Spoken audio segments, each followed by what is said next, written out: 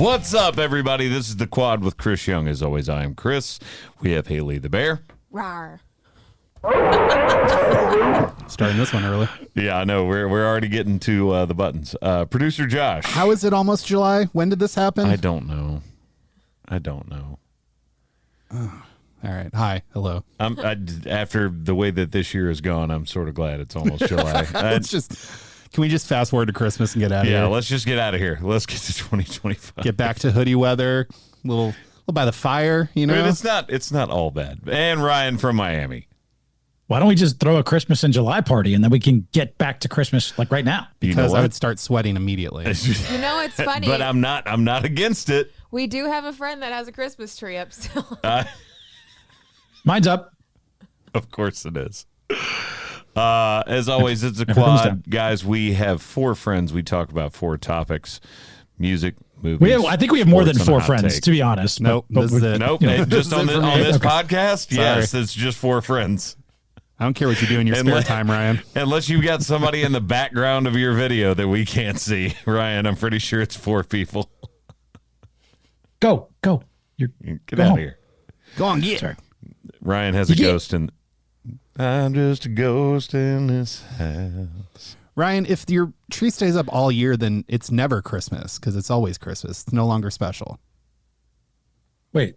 No, it's always Christmas if the tree stays up all year. I'm always in a jolly, happy, cheerful mood. I feel like that's like the closest to a hot take that we could possibly have without it actually being a hot take. I'm just, what makes it special is that it's not there all the time. I don't know. Speaking of that hot take, remember when we predicted last week that we could have the most lopsided poll in Quad podcast history? Yes. Was it?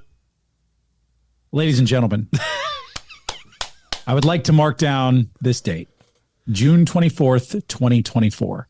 There's a lot of 4s that are associated with this date, conveniently, because we have set Quad podcast history. The hot take from last week is a chocolate chip cookie without chocolate chips still a chocolate chip cookie? 92.8% of the people say no way, Jose. What in the hell was going on with the other 7% of people? So Haley's one of those votes. How many more votes are there? Like 6? There were 290 total votes in this poll, which is a very engaging poll. And 7.2% agree with Haley. 7.2. Whoever you said, forget the gummy bear t-shirt. Wait, do the We're math making on it that real 7.2%. Do the math. I want to know how many people this is. If you click on it, it should just say how many people voted for it. I don't think that's how it does it. But it's 290 votes and 7.2%. I can't do math, so I can't do math. I just talk about sports. Josh, anybody? 20 votes. Bueller? There we go. There it is. 20 votes. Well, even the way that's phrased, it's still not how I meant it, but that's fine. That is exactly what you said. It's still a chocolate chip cookie. No, that is exactly what you said. See, it tastes the same. Okay,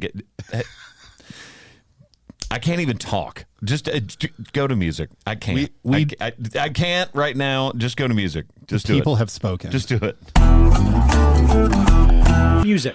Young Love and Saturday Nights officially in the top 10, sitting at number 8 on the media-based chart. Very, very happy about that. Thank you guys for all the love on this song. Thank you for all the love. We're about to be top 5, baby. We're about to be top 5.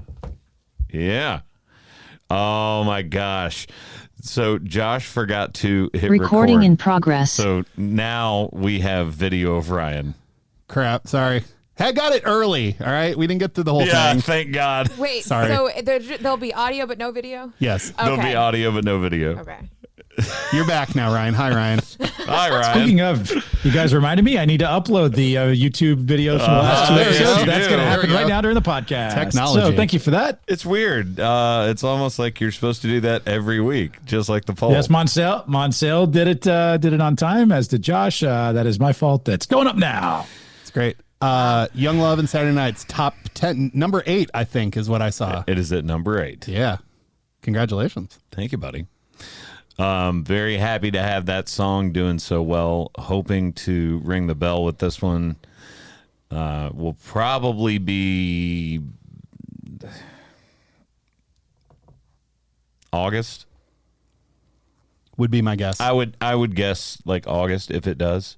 I imagine I had some help will park itself up there for a little while before it comes back down. So they're doing something intentional with that, and that's why I said August. Got it. They're trying to get it for 11 weeks, which would be the record. There it is. Well, there's Yeah. the answer. So We'll see. I don't care. No. Like, Also, if- As long as your song get gets there 11 at weeks, some as point. long as mine gets there As long as after you're- it, I don't care. And also that it's parking itself top 10 for 11 weeks. That's what I heard. That sounds awesome. Right. Yeah. Let's go. I mean, I produced it with DeStefano and Crowder, and then there's a whole bunch of songwriters on it, including David Bowie. Let's see if we can get him on the podcast. David Bowie? Yeah. I don't know how you want to make that work, but I don't want to be a part of that one. We're gonna have to get the Ouija board out. No. I've been listening to a horror podcast nonstop recently, and no. I bet we can make like a interview where it's just him answering questions from a different interview, but it's us asking questions. Think about it. It's literally called the No Sleep Podcast, and that's what I go to sleep listening to. Terrifying. Why would you do that to yourself? That's awful. What is wrong with you? My dude? It's really good. Is that calming to you? I enjoy it. But Do I you like actually horror fall movies. asleep? You fall asleep Yes. to this? Like It's you're called listening the No and then Sleep Podcast, and And I yet fall you asleep fall asleep. listening to it. well, can we change it to the Losing Sleep podcast? Hey, Hey, I see what you did there. I see what you did there. Yeah. we could call it the Losing Sleep Podcast Network, LSPN. I will say one thing. I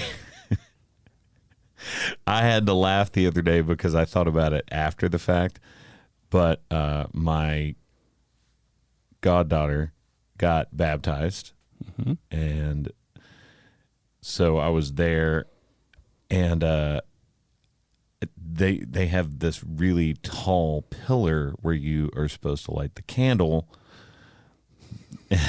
I see where this is going. Yeah.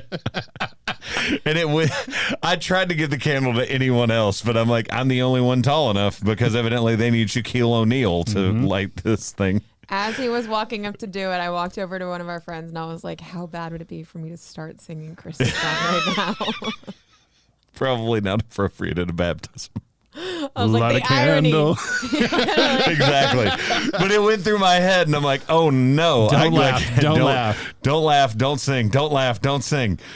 If anyone got that on video, that would be a good one. That There's would be a a good photo viral of it video. on Okay. I did like a little photo montage on TikTok that I posted. This might need to become something. Yeah. I don't think it does. Have you considered starting your own candle company? Actually. No. With your scent. Yikes. Okay, you do understand that, like, there is a history of country artists doing some weird stuff. One of them being Sammy Kershaw, who put his own sweat into a cologne line that he did. how did he? How And- much sweating did he have to do? Perfume, not cologne. That's a lot of sweating. Who's collecting that? I mean, if you only have like a drop per thing, you And can, I you think can that's count what it. I think that's what it was, but but again, who's collecting it? I mean, don't know. Just Look, rip it down. I'm not- It wasn't me. I'm not going to judge what people find exciting and not, but that's a little weird. It's a lot of weird. but a candle. But yeah, candle. candle company. At least that's not too weird. Light a candle. Are we going to sing that song now at the 4th of July show coming up, CY? I feel like it has to be added to the playlist now. I don't know. Light I a know- Roman candle. Okay, that was good. Thanks. I like that. Like you're a writer or something. Okay, you know what? Speaking of writing songs and trying to describe how you do it, Oh, God. I like everybody is always like that was a perfect segue into this, because Josh, I want to talk to you about this. Yeah.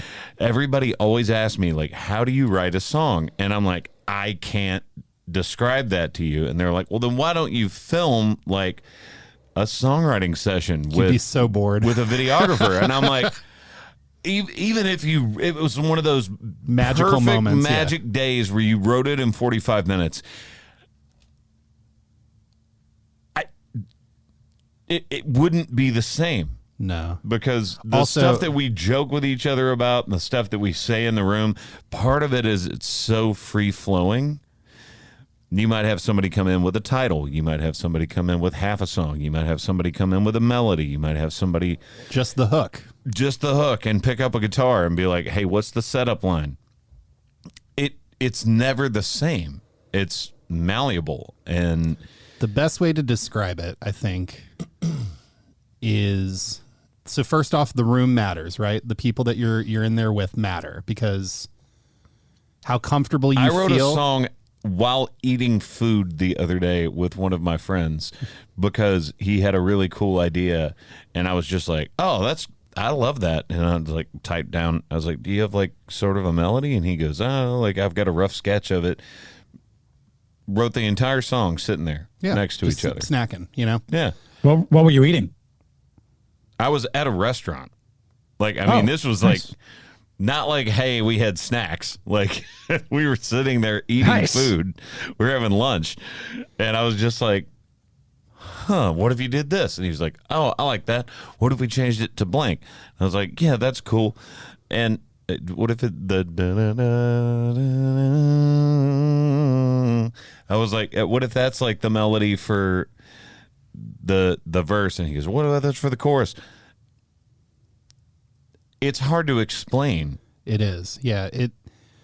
The people matter, but I feel like the idea matters the most. If it's an undeniably great idea or a great hook or a great take on a phrase or something, collectively everyone's brains start firing and you start auto-populating how you would, because again, now we've been doing this, we've been songwriting for years and years and years. So like your muscle memory of how to write a song will start to kick in and auto-populate kind of how your brain wants to hear it.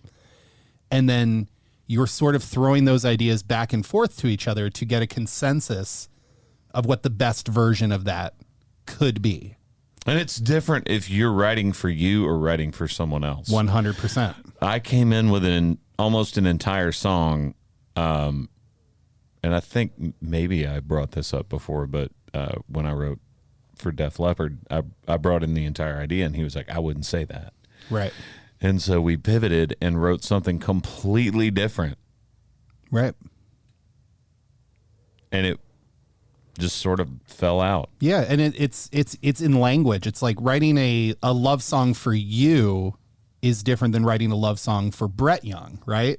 Right. Brett Young is, even though everyone thinks we're related. even though everyone although thinks you he's guys from are related, California. the Youngs. Wait, even though you're the not? Youngs. We are not related. Wait, what? No. Your brother? How's his new single? In his language about his wife, he's way more, I don't want to say sappy, but sort of. Whereas your love songs are more like, I'm a man, you're a woman. We're gonna do, you know, like, and I have a tendency, allegedly, to Be more sexy. write sexy songs. correct. but that's like, so then the language needs to represent that, and you wouldn't feel comfortable being like, everything I have is just yours, girl. You'd be like, I don't know about that. Well, Not everything I have. I will say this: "Who I Am with You" Yeah, is definitely that, but I didn't write that song. it's true. So maybe I have a propensity to lean a certain direction when I'm writing a song. And even though I can break that and write something else, that's just where you lean. default to. Yeah, it's your That's my default. Yeah, Yeah. absolutely. Absolutely. So it's like, it's just one of my favorite songs that I've ever cut, Lonely Eyes, our buddy Johnny Bulford.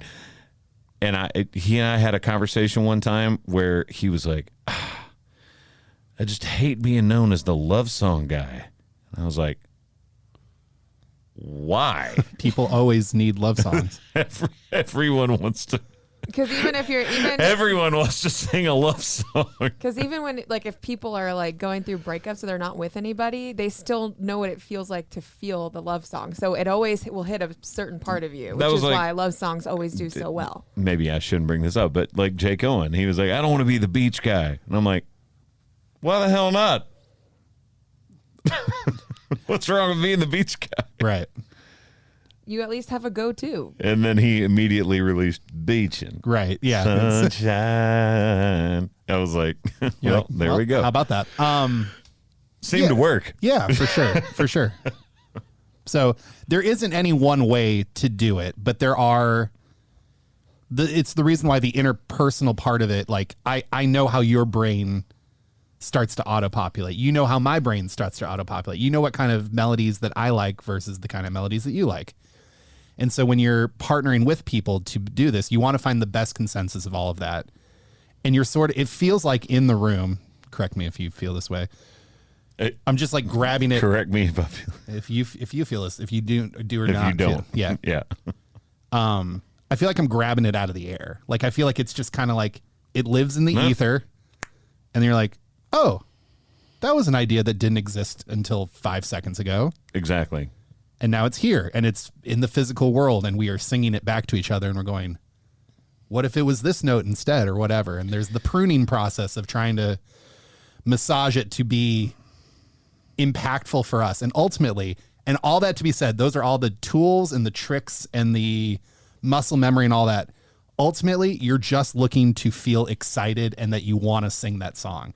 That is the only tuning fork thing that has to go off for it to be a great song. I agree. If that makes sense. But it would be impossible to put a camera in the room. Like what we're doing right now. I would feel performative. I feel like I would be looking at the camera being like, look how cool I am at guitar. You know? It's like, easy, John Mayer. Like that. Calm down, buddy. Calm down. Love song for no one. Yeah. All right. For what are you listening to since I called it out? I'm just going to go with Beachin' by Jake Owen. Got to give him a shout out. So, Rye, what do you got this week? So mine actually is a little related to our hot take, or at least is a precursor to it. It's actually a new one from Luke Combs off his Fathers and Sons album. It's called "Take Me Out to the Ball Game." It's actually the last track on the album. Really good tune, honestly. And I don't really. There's certain songs that'll move me to an emotion. This one got me. My parents divorced when I was younger, and I don't know, this kind of struck a little chord with me when I was listening to this song. And so this was a really good tune by Luke. But it sets up our hot take later on in the show. Take Me Out to the Ball Game. Still to come. All right, Josh. Been on a Brett Eldridge kick? Yeah. I miss him. Where is he? I don't know. He's like Mariah Carey. He shows up for Christmas. And then that's it. And then he bounces. I don't know what he's doing. Shows up for Christmas. I don't know. He Brett, thaws out of the ice just like Mariah. we miss you, my guy. Drunk on Your Love. Still such a jam. I love that song so much. That's mine. Should we invite him to our Christmas in July party or what? Yeah, why not? It's almost close. I was Just show up in the velvet suit. I don't know. I was sitting in the parking lot right after Sony basically took over EMI, which is where I was originally, and I became a part of Sony Publishing. And they had just written over at another building with DeStefano. It was DeStefano, Brett, and I think somebody else maybe. But they had just written Don't You? Mm. And he walked out and played me that song. And I was like, I want to cut this. I want that. I want that song. And he was like, sorry, man. I wrote it with an artist. He's cutting it. It's going to be his first single. Oh, Gorley. It was Gorley, yeah. Of course it was. Of course it was. We could have just guessed that and been 40% chance. At least 50% accurate, yeah. I did not realize, by the way, that Gorley had. I heard this because he played the Bluebird. I think it's like 75 number ones. 75 number ones. Is it in the something 70s like now? Good God, I think man. so. Stop it. And he's on the one that I'm on. He's on this song of mine. That's incredible. Unbelievable. Oh, what's your song this week, Bear? Well, we did have a boat day this week. And so I'm going to go with the song that feels great for summer and for boat days, lake days, beach days, all days. Going to give Mr. CY over here a shout out and do Sunshine Overtime. Oh, my God. Ooh, I love that song. Yep. Yes. I did play it on the boat, too. So it's just a vibe for summer. That was a fun one to write, for sure. It's a good summer vibe. Yeah. His 75th one was Hardy's Truck Oh, Bed. my God. Hardy Truck Bed. That was in March. Hopefully he's about to have 76. No, that was in March. I'm sure there's probably 2 more since then. Oh, Lord. Do you think that he averages like a number one every month? Every 2 months? I would feel like it. Like, my favorite thing that I've ever heard a songwriter say was I was having a conversation with him while we were in 30A writing for this record that just came out. Because he has a couple on there. And he looked at me, and we were just sitting there. We were on the beach. It was beautiful, making music, talking about what we love. And he goes, you know how many people have asked me when I'm going to quit doing this? I was like, probably too many. I was like, what do you say to him? And he's like, no. Because they're like, give somebody else a chance. And he was like, That's not how this works at the job. Is he the GOAT of country music songwriters? I'm asking genuinely. Okay, so here's the thing that's really tough. Has he had more number ones than anyone? I believe so. I think that's correct. Is he the GOAT? That becomes a different conversation because you go rings versus like what's your favorite. So he's Jordan or LeBron. Which one is he?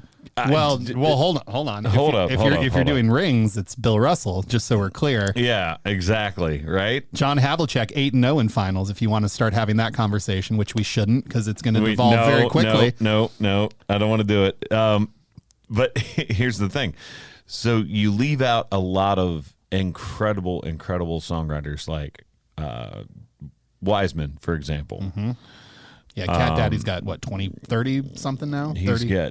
But he also signed a bunch of writers that have had a whole bunch, and he wrote, Live Like You Were Dying. Right, like massive songs. Massive, huge songs. Yep. You go, how many Grammys does a specific writer have? And then you go, how many CMA awards does a writer have? Because if you go to Vince Gill's house, he's got a wall full of plaques and his Hall of Fame plaque. And, it really depends on what metric you would use. And I feel like it's the same thing as any sports argument. It's really hard to say this person is the GOAT because a lot of people would say Jordan, but then people would go to football and go, oh, it's Tom Brady. Tom Brady is a bigger GOAT than Jordan was, even though it's different sports. And you can argue that back and forth all day long. It's also hard with art and songs because a song might mean more to you that someone wrote versus number ones that you're like, yeah, that's a fine song, but I don't really care about it, Yeah. So if 75 number one songs, 75 is a lot.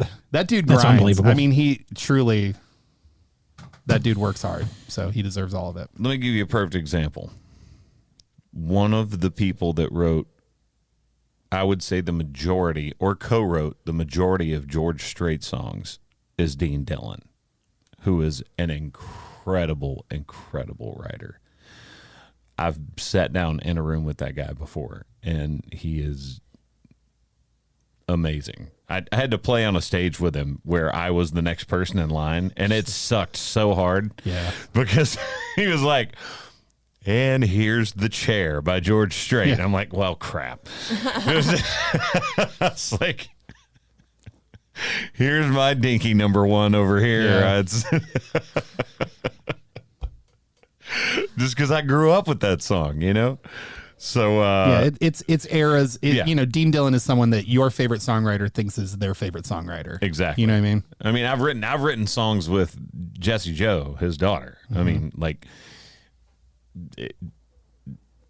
it just really depends on what your metrics are on how you're deciding who the best songwriter is. So. Like I didn't realize Phil Vassar was a big part of my late 90s upbringing. Wrote one of my favorite Alan Jackson songs. Yeah, like wrote a whole bunch of the gosh, why am I blanking now? Also wrote Bobby with an I. So there's that. Yeah, he wrote a bunch of Jody Messina songs. Like I didn't really, because I was too young to know that who I actually liked was Phil Vassar, not any of these artists singing these songs, which is like a big step forward when you kind of understand like who's behind the scenes actually doing stuff. Yeah. All right, let's go to sports. Sports. Boston gets 18. They are now in the lead for the most titles in NBA history. That was a very underwhelming finals. Yes. It was not as exciting as I wanted it to be. I'm sorry for everyone from Dallas. Yeah, obviously I was rooting for y'all. Apologies.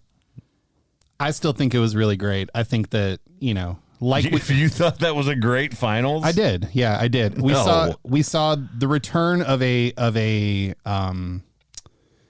skilled and head-on straight Kyrie Irving, and even though he got psyched out in all of the games in Boston, which definitely happened, he could not handle the pressure of being there. It was good to see Kyrie playing again. It was good to see Luka in the finals, like we saw LeBron in 2007 when he got swept by the Spurs. Well, I think the only two people that I would disagree with the first thing that you said. I think the only two people that showed up on that team were Kyrie and Luka.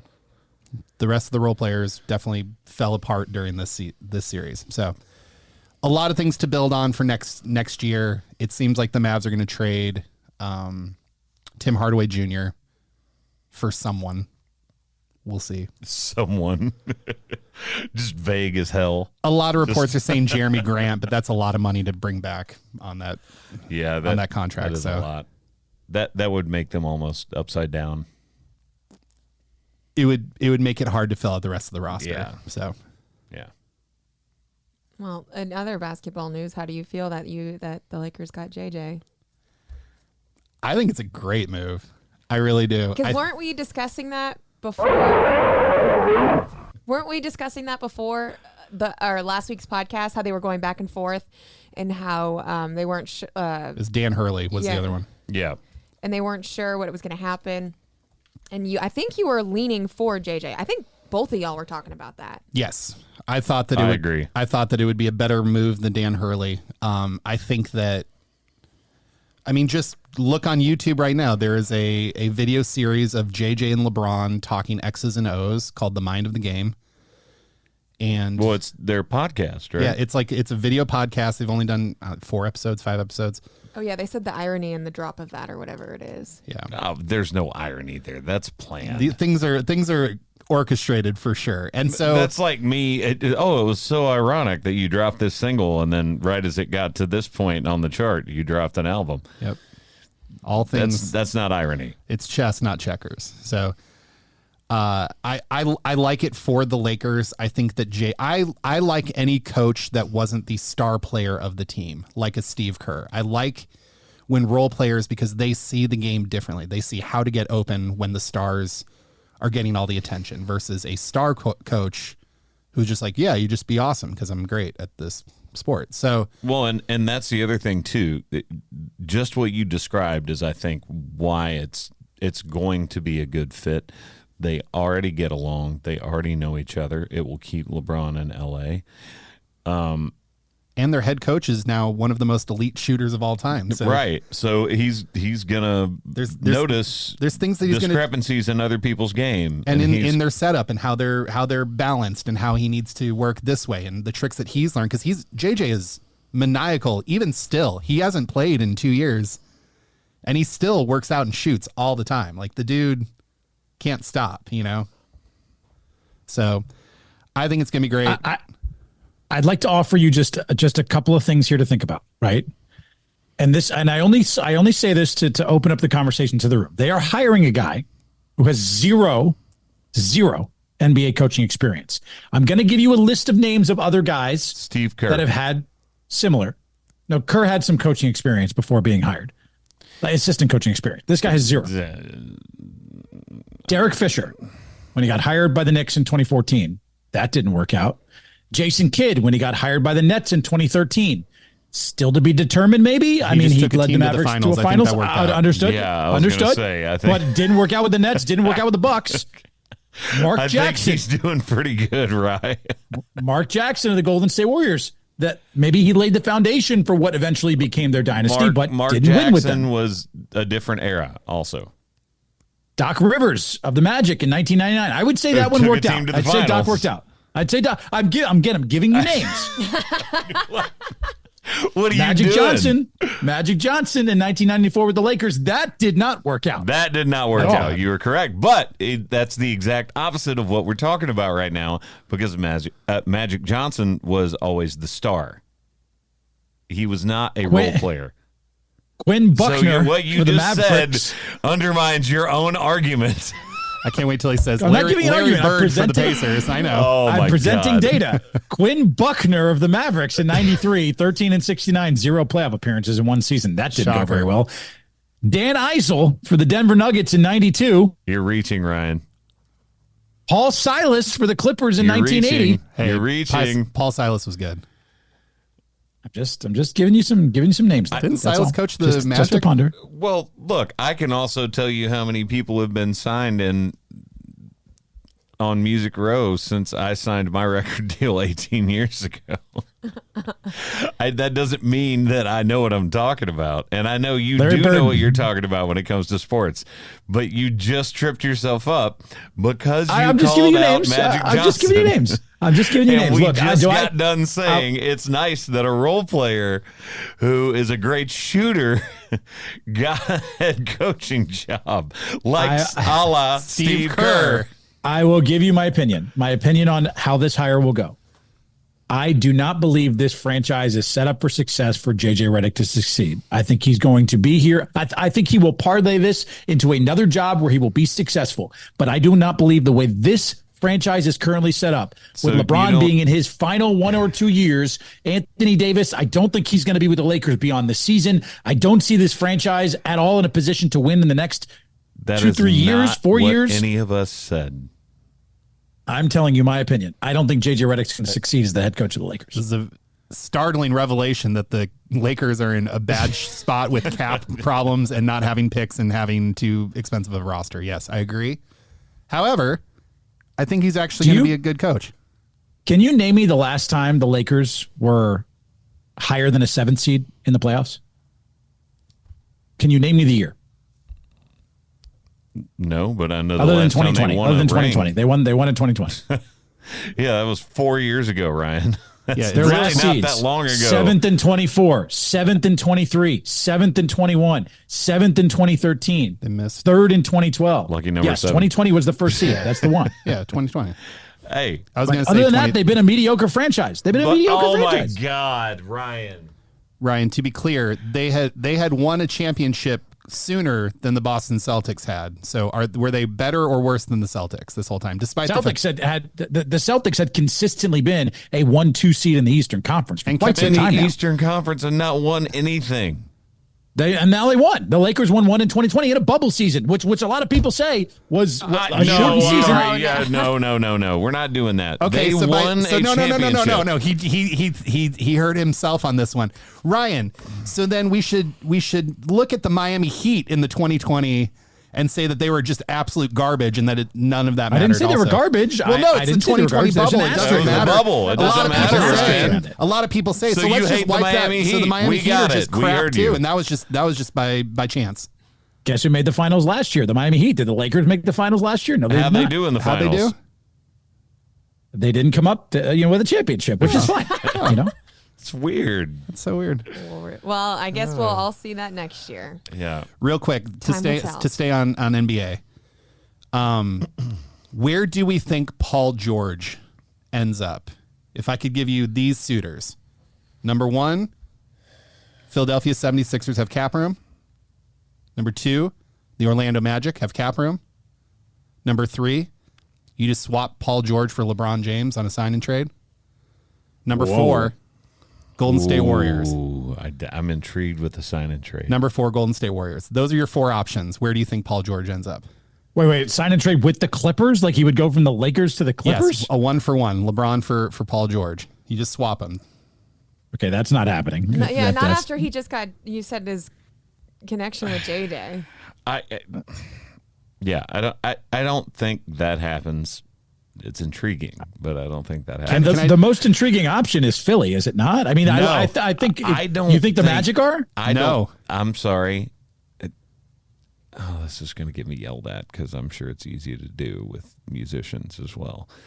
I don't think Paul George is good anymore. Oh, I disagree. I think Paul George is good. Can I lay out the scenario?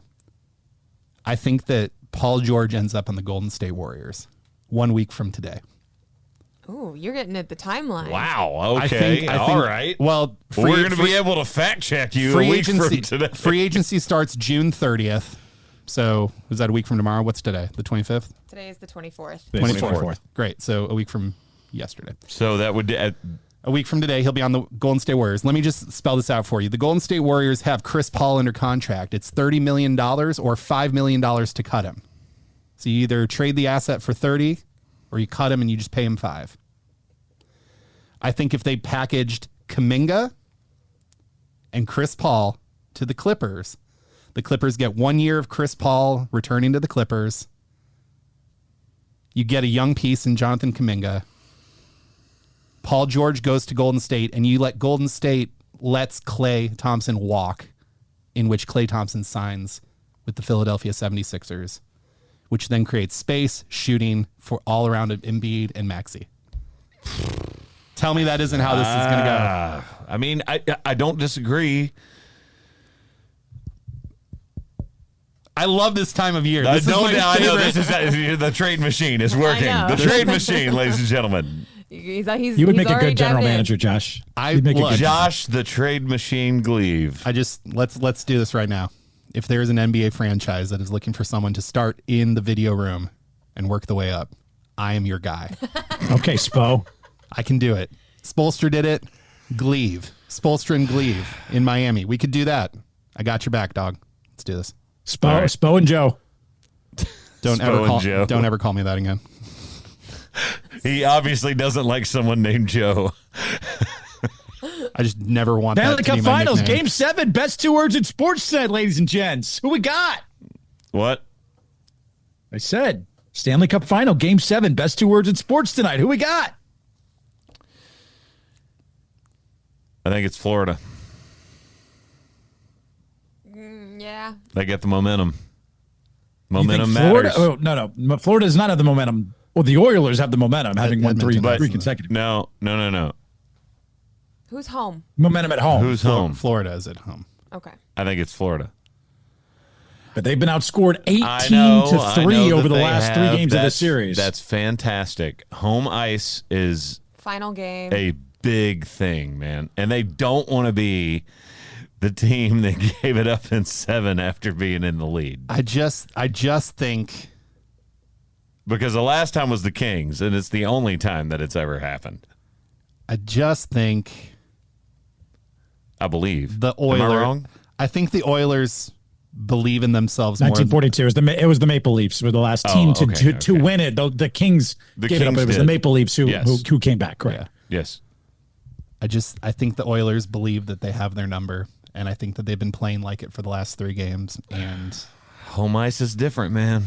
They beat them on their home ice 2 games ago. That don't matter. But now the pressure is on. But Florida hasn't been in an elimination game. They exactly. That's my whole point. I think their backs are up against the wall. I think home ice is going to make the difference. I think they're going to show up tonight.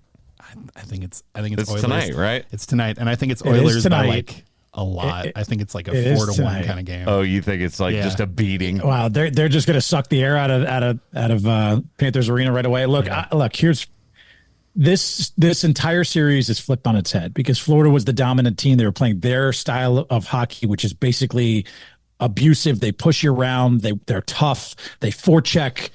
And the last 3 games, you haven't seen that. And Sergei Bobrovsky has been tattooed by Connor McDavid and that Oilers squad. And he took a day off yesterday. Didn't practice. They gave him the day off. Weird. Now you go into this game 7 at home. The Panthers, by the way, this season in the postseason are 8-4 in their home building, including 2-1 in this series. That last game 5, they had some momentum and they played tough. That came down to the final couple of minutes of that game. I have a little conspiracy theory here, though. Oh, dear. Don't you think the NHL wants the best storyline to prevail, which would be McJesus coming back from a 3-0 deficit to give Canada its first Stanley Cup in 31 years and being the only. You know who hasn't done this? Wayne Gretzky didn't do it. Mario Lemieux didn't do it, coming down from a 3-0 series to win a Stanley Cup. The greats didn't do it. Not even the great one. However, all that crap aside, Florida wins tonight in Game 7 on home ice to give. Hey, let's go! To give the Florida Panthers their first Stanley Cup. I'm going to side with the fact that I haven't seen Florida get it done in the playoffs in any sport in the last couple of years. So, actually, the last couple of years you did because we actually went to the Super Bowl where they got it done over the Kansas City team. That was 3 years Lightning, ago, just two the Lightning did win back-to-back cups only 2 years ago, Josh. Yeah. So I'm just saying last couple is 2 years. The last 2 years is what I said. You failed on that. You failed on that hot take. I said the last 2 years, last couple of years. Haley, what do you think? I said Florida. You must have Florida. Me, yeah. I'll take Florida, the Oilers. Florida. I'll take them. All right. I'll take them. You in Canada. You've got all of Canada, Josh. All right, now one more thing. Do Tennessee or A&M? Because they played like crap the first game, and yesterday was a very I think it's game. Tennessee, and I'll tell you why. Yesterday they played like themselves. The first game they got just walked, absolutely walked by A&M. I don't think that happens again. I think it's going to be a close game, and I think Tennessee probably wins by 1 run. I think it'll be a very close game. I think it's gonna come down to it's gonna be like 1 run off, and someone's gonna hit that home run and get the win. Ryan? I like teams that hit dingers. Tennessee has hit more dingers, I think, than any team in NCAA history this year. Monso, you can't hear what he's saying right now because you're behind the camera, but he goes, I like dingers. I like teams that hit dingers. DraftKings believes that it will be a close game as well. They put the line at 1.5. Oh, wow. Yeah. Well, the line's always at 1.5 for baseball before it goes off. Well, what's the money line? Is the money line minus 110? Tennessee. Yes. Tennessee is the favorite. Okay. Yeah, I like Tennessee's it. favorite. All right. Gimme Simo and the Vols. Vols. It feels like 98. I got my Tampa Vols hat on. I got the white and orange. Feels like 98 today. What do you think? You going to be contrarian and just go for the other team? No, from what I saw from Tennessee, I think they believe. You think it's Tennessee? Yeah, I think they believe. All right. Well, we shall see if it's Tennessee. I'm sorry for that. Yeah, it's okay. That was almost a dad joke. We were going to let that one go. Yeah, yeah. Just shh. Okay, movies. Here we go. Movies. The Hitman's Bodyguard, rated R, 2017 action comedy, 1 hour and 58 minutes. It is a 6.9 on IMDb and a 44% on Rotten Tomatoes, which just goes to prove that Rotten Tomatoes sucks. The world's top protection agent is called upon to guard the life of his mortal enemy, one of the world's most notorious hitmen. The relentless bodyguard and manipulative assassin have been on the opposite end of the bullet for years and are thrown together for a wildly outrageous 24 hours. During their journey from England to the Hague, I think that's how you pronounce that? Hague? Yes. Yeah. Okay. They encounter high-speed car chases, outlandish boat escapades, and a merciless... Good Lord, who wrote this? And a merciless Eastern European dictator who's out for blood. Someone who is getting paid per word on the line, for sure. I'm like, okay, this is just an English class and a description of a movie about Samuel L. Jackson saying the F word a lot. Obviously, Samuel L. Jackson, Ryan Reynolds, and Salma Hayek. Gary also Oldman. Gary Oldman. Yeah, we don't want to skip over him. Amazing movie. I love this movie. I thought this movie was awesome. Also, I love Gary Oldman as the bad guy. I love Gary Oldman as a bad guy, and it's so weird because he is so adept as an actor, but when he's the bad guy, he's so much fun. He really is. Is he? Let me just. We're going to table this for another discussion. Where do you rank him in like all-time bad guy actors? Ooh, we need to save that for. We got to think about it because I need to do some research on my own. I mean, my favorite movie that he's ever done is, and I'm on record for saying this, is Darkest Hour. Mm-hmm. I mean, it's just incredible. I can rewatch that movie. It's one of those that I can just put it on and just be like, this is amazing. The range of him as an actor is insane. Incredible. Can we, next week in the movie section, can we start off by all of us listing our top 5 bad guy movie actors? Because we haven't made a list in a while from each of us. We can either do top 5 or top 3. Top 3. Okay. 5 is top. That would be. I'm gonna start getting into long. weird stuff. All right, so our next week we'll start our movie segment with that because we haven't each made a list in a while. Well, I know one of them, and he falls off of Nakatomi Plaza. Oh my gosh. He was.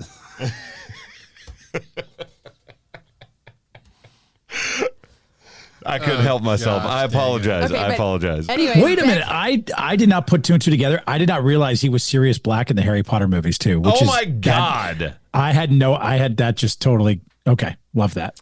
He's the bad guy in Love Actually too. Because he cheats on his wife. I don't know if that's funny. But anyways, so this is one of those movies that you could just watch over and over.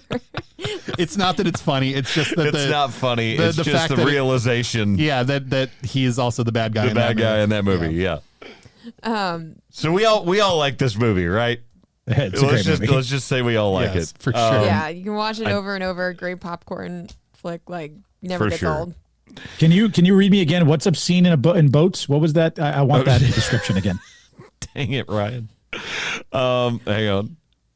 You really want me to try and read this again after I butchered it the first time?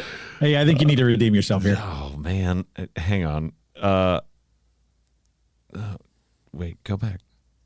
Oh no. Outlandish boat escapades. Yes, I'm always down for some outlandish boat escapades. That's some of my favorite stuff to do. You're such an idiot. Oh, that's amazing. Yeah, but evidently Rotten Tomatoes hates this movie because they don't like fun. Facts. I have 2 movies to suggest. Movies for next week. Movies. This is a third part of a thing that we've already seen. No, it is not. Although I do want to see that movie. I'm going to pick something that we can stream because I know everybody's all over the place this week. I'm in Miami on tomorrow, one of the days, and then in Texas, and I'm all over the place. Yeah, for sure. I start tour this week. Yeah, I was going to say Amarillo, Texas, and then Greeley, Colorado on Saturday. Hey, Greeley Stampede, let's go. Yeah, baby. There's a really good Dippin' Dots thing just right around the corner from there. His name's Dave. Tell him hello for me. I've played it before. Not the Dippin' Dots. They're there. They're there. Maybe I played it. Maybe one time I played a Dippin' Dots. Yeah. If you played the El Chico Mexican restaurant patio, maybe you played a Dippin' Dots. We don't know. Maybe you have. I got 2 options for you guys, and they're both very different. Okay, I'm ready. There is a space sci-fi movie. Pass. Pass? Just hard pass? No, I want to know what it is. Valerian. I don't know what that is. It's actually a lot better than it got credit for. It's a good setup already. Well, I know everyone hated it, but it's pretty good. No. Everybody didn't hate it. It just was one of those movies that sort of like fell through the cracks when it came out. And it also was the name of the movie is way too dang long. It's Valerian and the City of 1,000 Planets. It's like, why? Why are you doing this? I remember this movie. Yeah. But it's got, Clive Owen, Ethan Hawke, Cara Delevingne, Dane DeHaan. Okay, what's the other movie you want to suggest? The other one I would suggest, it did a box office of $226 million. So, the other movie I would suggest is Ghostbusters: Frozen Empire. Yes. Is that the one we're doing? Yes. Okay. I've already watched it. Great. And I'm not going to say anything. Great. Okay. What is it streaming that's what we're on? watching. Oh, it's on Amazon Prime and Apple TV, so you guys know. Yeah, it's on both. So easy for us to stream, easy to have access to, and yeah. I'm in. All right. That's what we're doing. That's the Paul Rudd one, right? Yeah. Yeah. And Bill Murray. Yeah. I'm in. I mean, they're all, first of all, it's everyone. Ernie Hudson. It's everyone comes back. It's okay. Yep. I'm not going to say anything. All right. Oh, everyone comes back. Ghostbusters. Not Spoiler. Ivan. that was a previous one. That was a previous one. If you haven't seen it, you should probably watch that too. Yeah. But Ghostbusters: Frozen Empire is the movie for next week, and now we go to the hot take. Hot take. Take it away, Rye. All right. So we were debating internally on a good hot take for this week. And I got to thinking because I've been to a bunch of baseball parks this year. I've been to 3 road trips already. Got next one coming up, by the way, Globe Life, Rangers Rays coming up on July 4th weekend. So that'll be fun. And I've had a lot of ballpark snacks as of late. Now, I've tried some funky stuff out because all these ballparks are trying to get some new, really outlandish viral snacks. But let's just break it down to. Yeah. Let's just break it down to the basics, which is what is the best ballpark snack of all time? Now, there are some succulent delights that are a necessity when you're at a baseball game. Of course, you had to use the word succulent. It's his favorite There word. There are some juicy staples that are a fixture when you're at America's pastime. However, there is one that rises above the rest. And it is something that in the heat of the summer, when you're sitting there in the seats and you're taking in a now 2-hour, 40-minute ball game, you want to cool down a little bit, right? You want to get a little taste of the summer.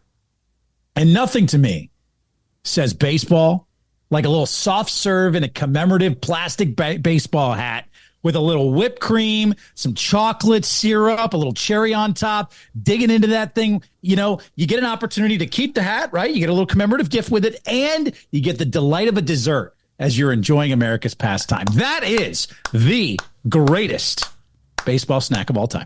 That's really great. It's hot dogs. Thank you, guys. No. I'm like, wait a minute.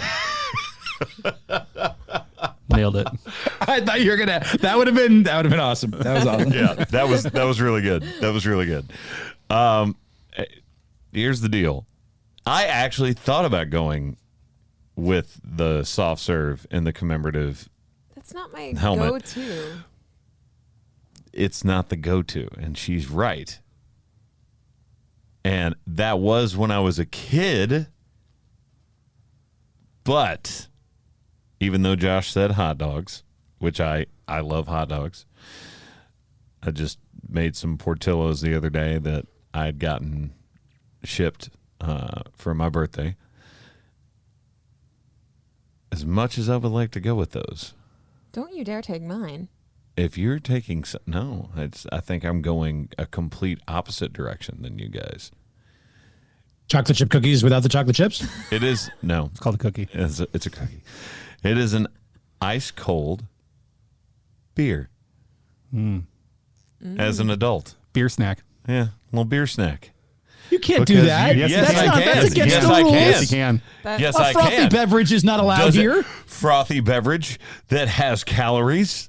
Yes, I can. Snack. It's a snack.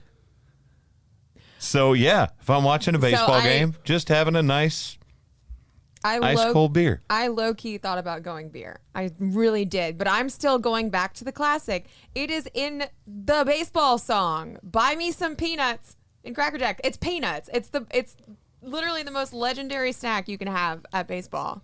Too many allergies. Thank you guys, as always, for listening to the Quad Podcast with Chris Young. I am Chris, and I'm right.